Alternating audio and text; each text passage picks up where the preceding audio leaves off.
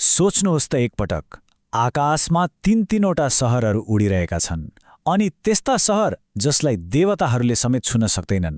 आज हामी यस्तै एउटा पौराणिक कथाको पाना पल्टाउँदैछौँ जहाँ असम्भव भन्ने शब्द नै मेटाइएको थियो। यो हो त्रिपुरादाहको कथा। ल हेर्नुस् त, सुन, चाँदी अनि फलामले बनेका यी तीन उड्ने किल्लाहरू हेर्दा जति भव्य, भित्र त्यति नै खतरनाक थिए। यी कुनै सामान्य सहरहरू थिएनन्। यी त दानवहरूको शक्तिको जिता जाग्दो प्रतीक थिए, जसले ब्रह्माण्डको जुनसुकै कुनामा पनि पुग्न सक्थे।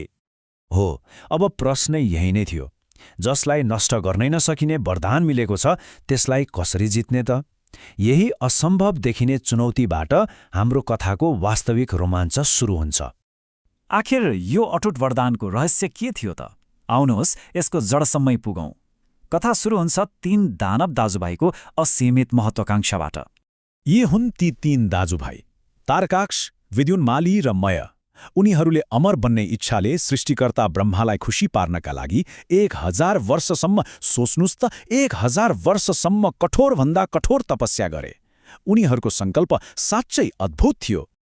अब ब्रह्माजी प्रसन्न त हुनुभयो, तर अमरत्वको वरदान दिन त मिल्दैनथ्यो। त्यसपछि दानवहरूले आफ्नो चलाखी देखायो। उनीहरूले सिधै अमरत्व मागेनन्, बरु यस्ता शर्तहरू राखे नि जसले उनीहरूको मृत्युलाई लगभग असम्भव नै बनाइदियो।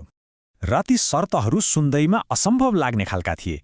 पहिलो, सुन, चाँदी र फलामका 3 अलग अलग उड्ने सहरहरू हुनु पर्यो। दोस्रो, ती सहरहरू ब्रह्माण्डमा छुट्टा छुट्टै घुमिरहनु पर्यो। तेस्रो, 1000 वर्षमा केवल एकै क्षणको लागि मात्र एउटै लाइनमा आउनु पर्यो। अनि त्यतिले मात्र कहाँ पुग्थ्यो र? ठिक त्यही क्षणमा एउटै वानले तिनीवटालाई छेदनुपर्ने। ब्रह्मासँग तथास्तु भन्नुबाहेक अरू कुनै विकल्प नै रहेन। मतलब दानवहरूले अमरत्व नपाए पनि अमरत्वभन्दा कम पनि केही पाएनन्। अब जब दानवहरूले यस्तो अजेय शक्ति पाए, ब्रह्माण्डको पुरै सन्तुलन नै बिग्रिन थाल्यो। आकाशबाट आतङ्कको एउटा नयाँ युगको सुरुवात भयो। महान वास्तुकार मय आफैले बनाएका यी 3 सहरहरू, जसलाई सँगै त्रिपुरा भनिन्थ्यो, साँच्चै कलाका अनुपम नमुना थिए। तर यो अद्भुत सुन्दरताको पछाडि विनाशको एउटा अँध्यारो छाया लुकेको थियो। त्रिपुराका दानवहरूले स्वर्ग, पृथ्वी, पाताल तीनै लोकमा हाहाकार मच्चाउन थाले। देवताहरूको स्वर्ग उजाडियो, ऋषिहरूको यज्ञ विध्वंस भयो अनि निर्दोषहरूको जीवन त नरक जस्तै बन्यो। ब्रह्माण्डबाट शान्ति र आनन्दै हराएर गयो। सबैतिरबाट हारेपछि देवताहरू हारगुहार गर्दै आफ्ना सृष्टिकर्ता ब्रह्मा कहाँ पुगे। ब्रह्माले भन्नुभयो, मैले दिएको वरदान म फिर्ता लिन सक्दिनँ। तर उहाँले एउटा उपाय सुझाउनुभयो। उहाँले भन्नुभयो, यो समस्याको समाधान केवल एकजनासँग मात्र छ, महादेव, भगवान शिव। यसरी कथाले एउटा निर्णायक मोड लियो। देवताहरूले हार मानेनन्, बरु महादेवको नेतृत्वमा एउटा अन्तिम महायुद्धको तयारी सुरु गरे।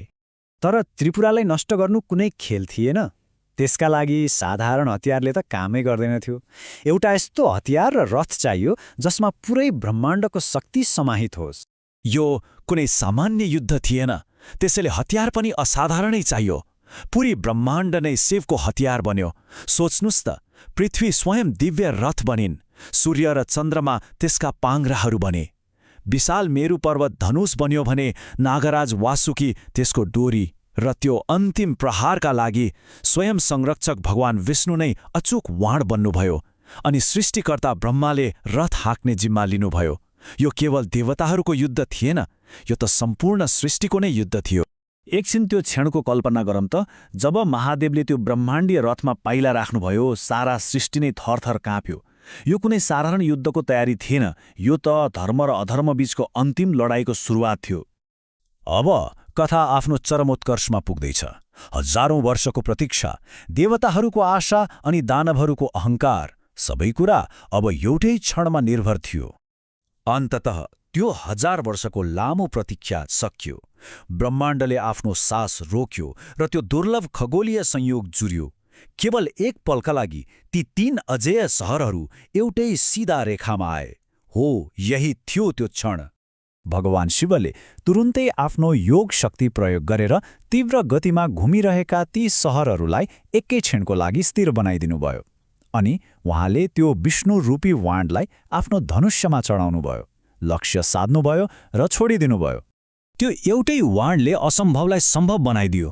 एकैसाथ तीनैवटा सहरहरूलाई छिचोल्दै त्यसले ती भव्य किल्लाहरूलाई क्षणभरमै खरानीको विशाल बादलमा परिणत गरिदियो। त्यो विनाशकारी प्रहारपछि के भयो त? एउटा साम्राज्य जसलाई कहिल्यै नष्ट गर्न सकिँदैन भनिन्थ्यो, आखिरमा खरानीमा परिणत भयो। त्यो दिव्य वाणको अग्निले त्रिपुराको नामो निशान नै मेटाइदियो। दानवहरूको शक्ति, उनीहरूको अहङ्कार र उनीहरूको त्यो विशाल साम्राज्य सबै खरानी बन्यो र यसरी आतङ्कको एउटा पूरै युगको अन्त्य भयो। त्रिपुरदाहसँगै ब्रह्माण्डमा फेरि एकपटक शान्ति र सन्तुलन कायम भयो। सबै देवताहरूले राहतको सास फेरे अनि भगवान शिवको जय जयकार गरे, जसले असम्भवलाई पनि सम्भव तुल्याउनु भएको थियो। यो पौराणिक कथाले हामीलाई एउटा गहिरो सन्देश दिन्छ। अहङ्कार र शक्तिको दुरुपयोगले अन्ततः विनाश नै निम्त्याउँछ र यसले एउटा प्रश्न पनि खडा गर्छ। आजको हाम्रो संसारमा त्यस्ता कुन त्रिपुरा वा साम्राज्यहरू होलान् जो आफूलाई अविनाशी ठान्छन्? किनकि इतिहासले त यही देखाउँछ, कुनै पनि कुरा सधैँभरिका लागि रहँदैन।